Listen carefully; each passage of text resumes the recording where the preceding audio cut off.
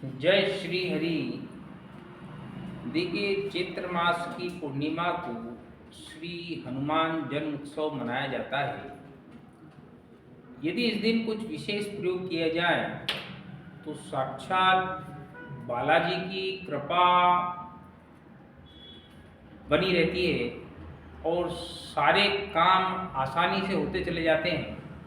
और कोई काम बिगड़े हुए हों तो बालाजी तो सारे कामों को आसान बनाने के लिए ही प्रसिद्ध हैं। अष्ट सिद्धि नौ निधि के दाता हैं। ऐसा हो ही नहीं सकता कि बालाजी का आशीर्वाद किसी पर हो और वह कार्य पूर्ण न हो। यदि आपको चूल्हा चढ़ाने का अवसर प्राप्त हो जाए तो लाल धोती पहनकर पहले स्नान करना है, स्वच्छ होना है।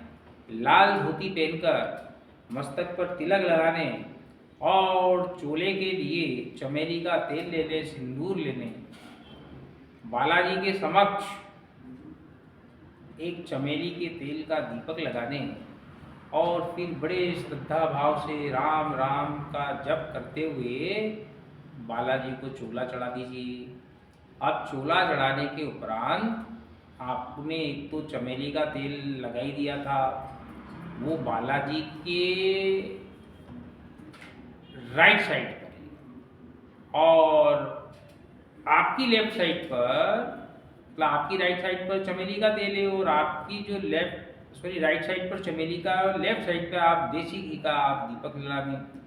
एक साबुत पान लीजिए, उस साबुत पान पर गुड़ और चने का भोग लगाइए।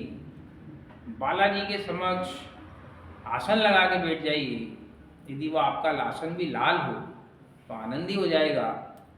और तुलसी माला से ओम राम रामेति रामेति रमे रामे मनोरमे सहस्त्र नाम का तुल्यम राम नाम वरानने, इस महामंत्र की 5 माला का जाप कर लीजिए।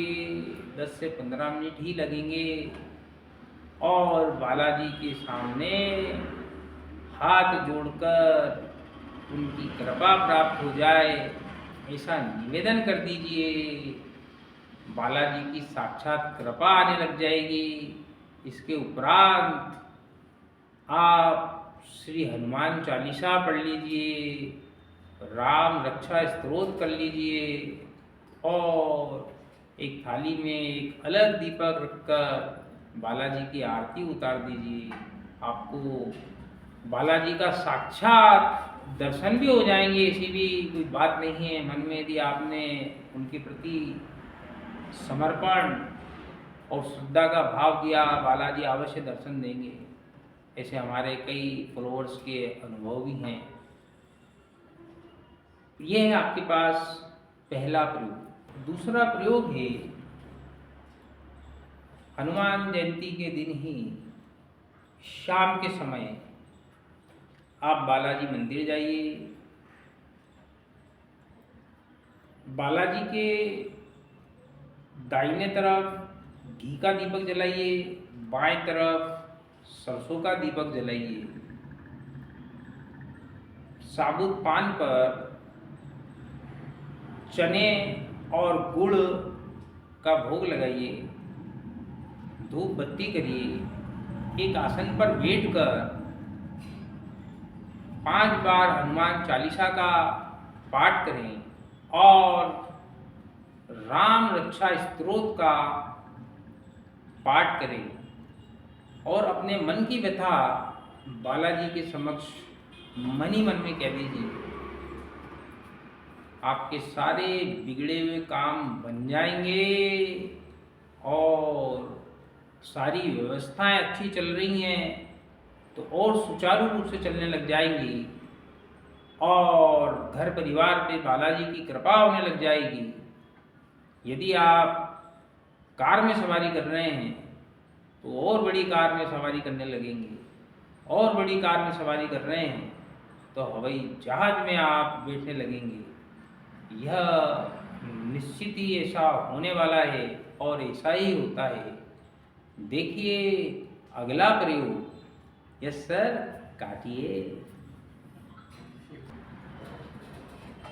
देखिए अगला जो ये प्रयोग मैं आपको बता रहा हूँ, यह कहीं पर नहीं मिलेगा और बहुत ही शास्त्रीय प्रयोग है। पारद को रसराज कहा जाता है।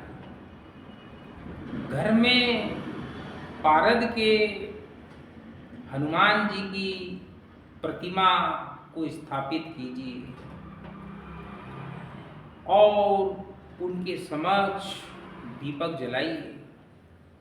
किसी भी प्रकार का घर में वास्तु दोष हो, यदि पारद के हनुमान जी की प्रतिमा घर में है तो हर प्रकार के वास्तु दोष स्वतः ही दूर हो जाते हैं। यदि किसी ने कोई जादू टोना तंत्र मंत्र किसी व्यक्ति पे किया हुआ हो तो वह तंत्र मंत्र भी समाप्त हो जाते हैं। उल्टा तंत्र मंत्र करने वालों को बालाजी कड़ा दंड देते हैं। पितृदोष से जो परिवार पीड़ित होते हैं, पारद के शिवलिंग और पारद के बालाजी की प्रतिमा घर में स्थापित होने से पितृदोष समाप्त हो जाता है और सभी पितृ तृप्त होने लगते हैं। यह बहुत ही दिव्य प्रयोग है।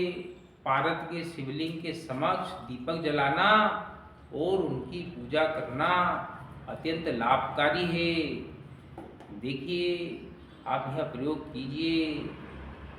ये जितने भी प्रयोग बताए हैं, हनुमान जन्मोत्सव पे करने पर तो इनका अनंत गुना लाभ मिलता है। प्रत्येक दिन भी इसी प्रकार किया जा सकता है। विशेष तौर पर शनिवार के दिन और मंगलवार के दिन यदि ऐसा प्रयोग किया जाए तो साक्षात बालाजी की कृपा प्राप्त होने लगेगी। ऐसा कीजिए। आप सभी को बालाजी के जन्मदिन की बहुत बहुत शुभकामनाएं। आपको सनातनी ओरा चैनल पसंद आता है, लाइक कीजिए, सब्सक्राइब कीजिए और भी इस प्रकार की कई सनातनी औपनिषदिक पौराणिक वीडियो आपके सामने हम लेकर के आने वाले हैं। जय श्री हरि।